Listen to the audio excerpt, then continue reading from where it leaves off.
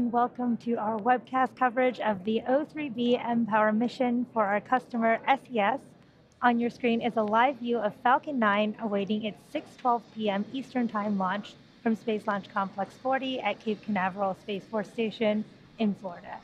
My name is Yomezo, and I'm a propulsion engineer here at SpaceX, joining you today from SpaceX headquarters here in Hawthorne, California.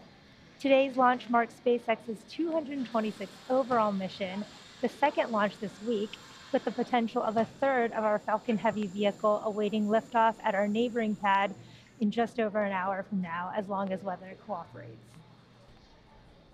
The first stage is designed to be reflown with minimal refurbishment between flights. Today's booster is actually flying for the second time, having previously supported the Crew 6 mission back in March, a little less than 2 months ago. Now, if we're successful in recovering the booster on screen, it will mark the 188th successful recovery of an orbital class rocket. And lastly, that large truss structure. For strong back retract. That large truss structure is the strong back, or the TE, transporter erector. As you heard on that call out, we are pressing for the strong back retraction. But the TE is what routes the vehicle's fluids, power, and telemetry umbilicals from the ground systems to the rocket and satellites until Falcon 9 goes on internal power and clears the pad. Strong back retract has started. There you heard that call out that the sequence for starting strong back retraction has begun. You'll physically see the strong back retract in just a few moments. Now, while we're waiting for the TE to retract, you'll see that the clamp arms just below the fairing are opening there. You can see that they have opened up. Now, the first stage is connected to a launch mount at the base of the TE, but the structure is hinged, so it will retract away from the vehicle in preparation for launch. Falcon 9 is in startup. Falcon 9 is in startup. The internal flight computers have taken over the launch countdown.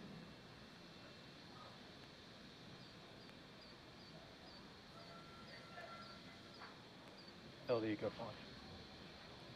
We have launch directors go for launch. All systems are go for launch of Falcon 9 with the O3b mPOWER payload. T-minus 30 seconds.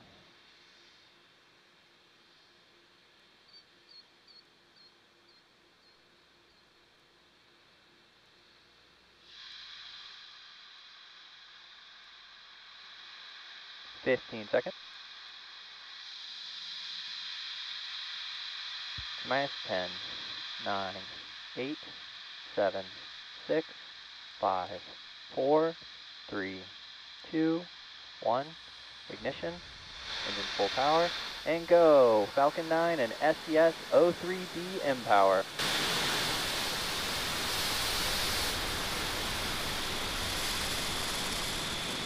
Stage 1 propulsion is nominal.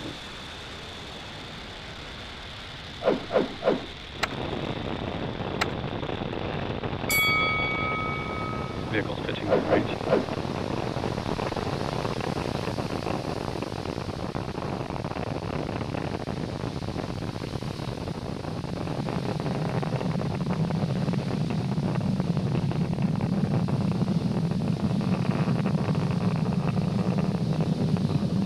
Falcon 9 has successfully lifted off of Pad 40 at Cape Canaveral Space Force Station, carrying the O3b mPOWER payload.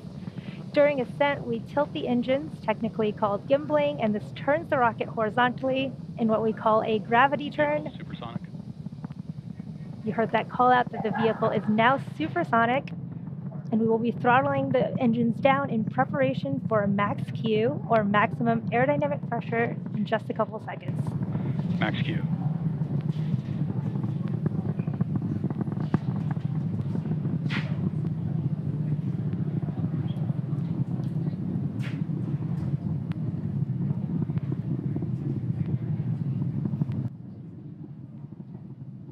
Now we pass through max Q, and the rocket typically needs to go 17,500 miles per hour horizontally in order to avoid being pulled back down to Earth. You heard the call out that MVAC engine chill has begun.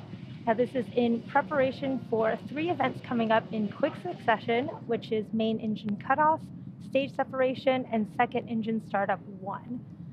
So these 3 events will all be happening in about 30 seconds here, starting with main engine cutoff of those first stage engines that you can see on your screen right now.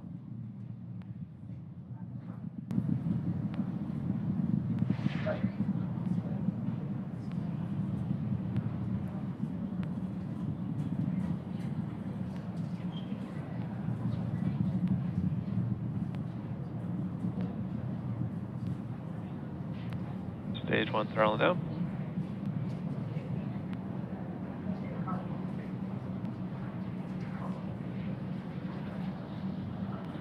And Bico. Stage separation confirmed.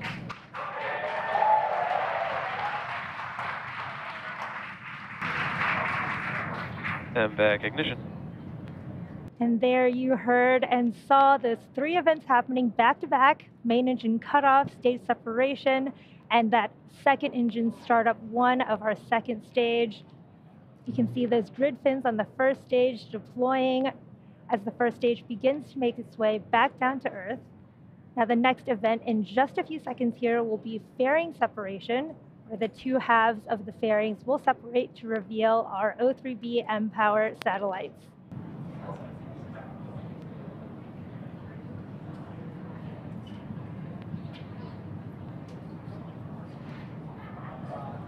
Fairing separation confirmed. There's that confirmation of fairing separation, and we will be attempting to retrieve these fairing halves again today once they fall back down to Earth using our recovery vessel, Bob. It's T plus 3 minutes and 50 seconds here into today's mission, and we are in the first of 2 planned MVAC burns for satellite deployment. Acquisition of signal, Bermuda. In about 2.5 minutes here at T plus 6 minutes and 30 seconds, you should see on your screen the first stage's entry burn. Now for this entry burn, we relight 3 of the M1D engines, starting with the center E9 engine, followed shortly by the E1 and E5 engines, which are all in a row. And this entry burn will slow the vehicle as it passes down into the Earth's atmosphere. Stage 1 FTS has safed. Stage 1 entry burn startup. There's the start of the first stage entry burn.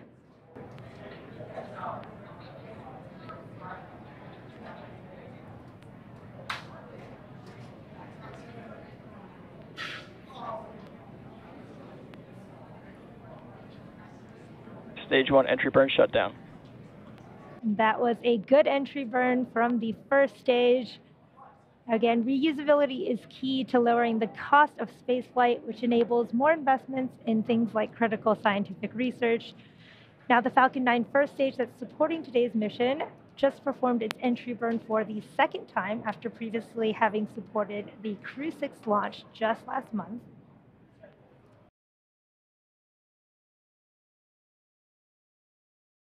Stage 1 landing burn. There is the start of our stage 1 landing burn, and you can see that drone ship coming in quick.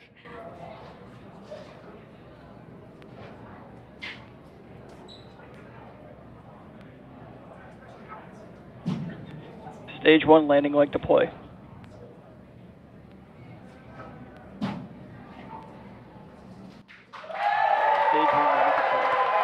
What an awesome view of that first stage recovery. Everyone's very excited here in Hawthorne.